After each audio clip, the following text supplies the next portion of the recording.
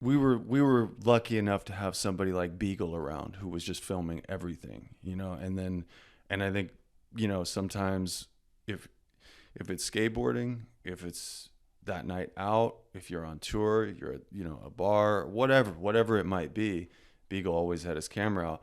So there wasn't really anything where I think that, I remember I used to throw these parties in my garage at one point, and like I would have people over and I had a chainsaw, and I would be like, lighting up the chainsaw and cutting through whatever was in front of us, a board or a pair of shoes or whatever would come around. And it was just stupid, it was just like, what can we find to drunk stuff, and like, I don't even remember a lot of that footage, but when I see it now, I'm like, I look, cause I still have that chainsaw. I look at the chainsaw and I'm like, it's crazy because it's been watched, that scene, so many times.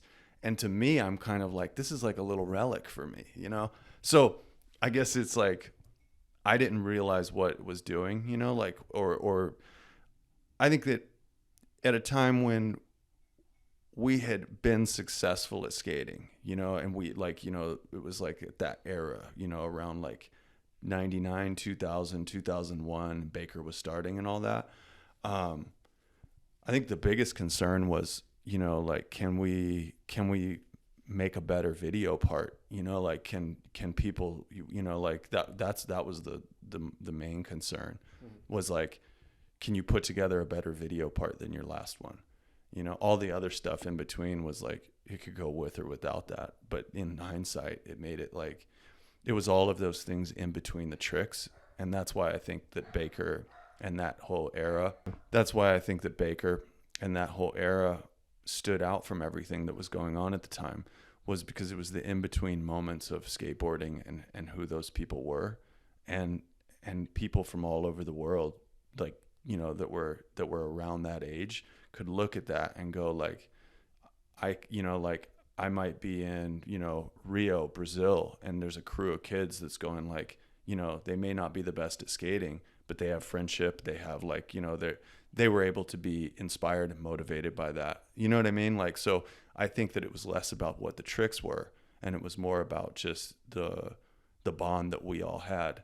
Yeah, it really showed, it really captured the personalities. It really captured what was really going on. And you could feel there was no acting. You could feel the authenticity. You could feel the energy, and you could just feel it. Like, I'm 13 years old and I can feel it watching it. And I'm even just from the editing's beautiful. Like, the moment that the shit starts and like the song choices, and I'm just over here like watching the screen, like, yo, dude, this is something, you know what I mean? I could just tell it's something, having no previous knowledge of anything prior. Yeah, it would be impossible to try and have a director create that. Yeah. Like, especially with us, maybe you can get real actors to do something like that, like but with that, it's like,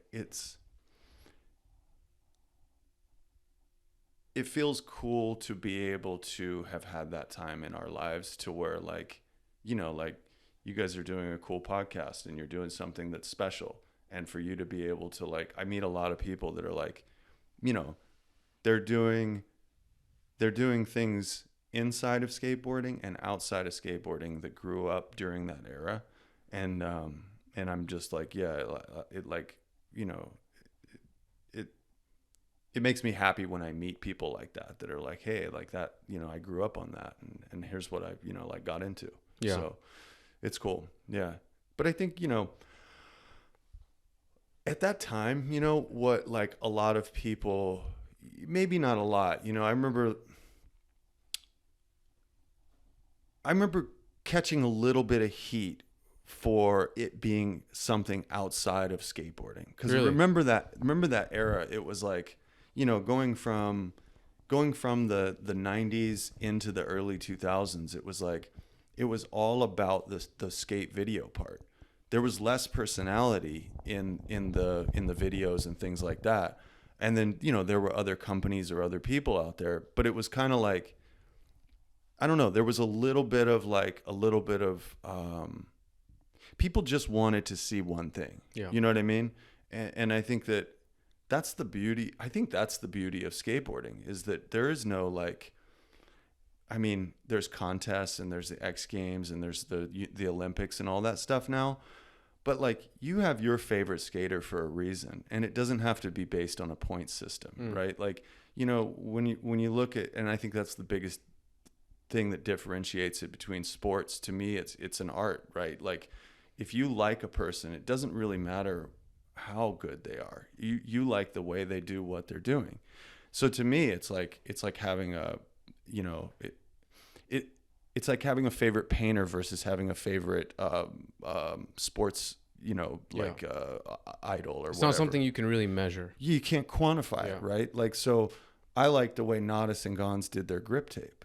I liked that. I liked the way Mike Carroll dyed his hair and the way he flicked his tricks. So for me, it was about, it was more than, you know, like, it was, of course it was what they were doing. That was kind of the, you know, that was the baseline of it, right? Like, you know, you got to be relatively good at skating, you know, or else you're really not going to watch that. But it's like all of the things on top of that is what made Ed Templeton who he is. It's what made Neil Blender who he is. It's what made, to me, it's what made the icons in skateboarding. It's like Muska or something, you know, like, you know, Muska was really good at skating, and he was gnarly, and he could, you know, skate big rails and all that. But it was more his personality that turned him into the superstar that he was, you know? And that's like, you can't learn that. You can't, that's just that's who he was naturally. It's also, it's hard to replicate. You can't replicate it. You can't fake that, you know, like, and I think that is what is so magical about skateboarding in general, is that people can have that kind of charisma. And that's why I think that there was such a, you know, I'm not opposing the Olympics or anything like that, but it's like, you know, in people's heads, as like, you know, as like purist skateboarding, it's like, well, we don't want to put on a uniform and be judged by a point system. Yeah. You can have that too, but there's also this, you know, it's honestly kind of a different thing. Yeah. You know, it's own totally thing. And that, you know, as the evolution of something happens, it's natural for that to, you know, for that to happen. Yeah. You can, it's something that you can feel the energy of through a screen somehow, just watching it, even not knowing shit. Like, my grandma's from Ecuador. She doesn't speak English. And I'm like watching some video with her. I'm watching some video in my kitchen on my computer, like a skate video. Yeah. And like Jim Greco skateboarding in it. And she just looks over and she's like, yo, who is that? And I'm like, oh, it's like just a pro skater or whatever. And she was like, I could tell he's an artist, and just like walked away. Yeah. And she could just tell, like, yo, that dude is like, he's an artist. You can just tell he's special, right? Like, she could see that. Isn't that, I mean, that's interesting that, you know, like, being at her age from another country, not having any awareness of skateboarding, and she could see that. Yeah, that's the beauty of it. Yeah. How was it starting when Baker and Deathwish were starting, doing all that, and, you know, starting from the background that you guys come from, which is skateboarding, and now it's like maybe dealing with, I don't really know, like dealing with manufacturers, having some sort of warehouse where you have this stuff, shipping stuff, and marketing stuff, and doing whatever you're doing. How was that process? Well, I think that starts when we're 12, 13 years old. You know, like, you were probably filming and making videos and editing them, wanting to put them to music, and like thinking about board graphics and the way you wore your clothes and all that stuff. So I think it stems from that sort of, it stems from the way either that we were gravitated towards skateboarding as who we were, or how we learned it through that. So like when we started, you know, Baker, you know, as an idea, or, you know, going through the distribution that it was at, and the graphics and all that, and the people that were involved, it was sort of a group effort, right? Like, and it made it what it was. And it's very eclectic as a brand, because it's everybody's ideas just in a pool of graphics. And so it doesn't have a full direction of what it looks like, you know. It became the direction of what it looks like by not having a direction.